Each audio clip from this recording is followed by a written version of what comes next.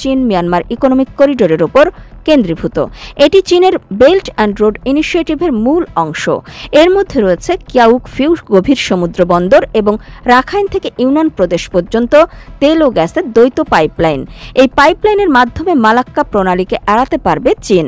চীনের জ্বালানি আমদানির জন্য একটি গুরুত্বপূর্ণ বাধা এই মালাক্কা প্রণালী।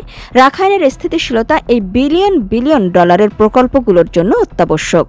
এসব প্রকল্প চীনের বঙ্গোপসাগরে প্রবেশাধিকার এবং আঞ্চলিক প্রভাব বাড়াতে সহায়তা করবে। চলতি বছর আরাকান আর্মি রাখাইনের বেশিরভাগ এলাকা, বিশেষ করে কিয়াউক ফিউয়ের কাছাকাছি অঞ্চলের নিয়ন্ত্রণ নিয়েছে। ফলে এই অঞ্চলে চীনের স্বার্থগুলো সরাসরি প্রভাবিত হচ্ছে। এই পরিস্থিতিতে আরাকান আর্মিকে চীনের মিয়ানমার কৌশলে একটি গুরুত্বপূর্ণ খেলোয়াড় করে তুলেছে। এর মধ্যে গত 28 মার্চ 7.7 মাত্রার ভূমিকম্পে মান্দালয় ও নেপিডো ভয়ানক ক্ষতিগ্রস্ত হয়।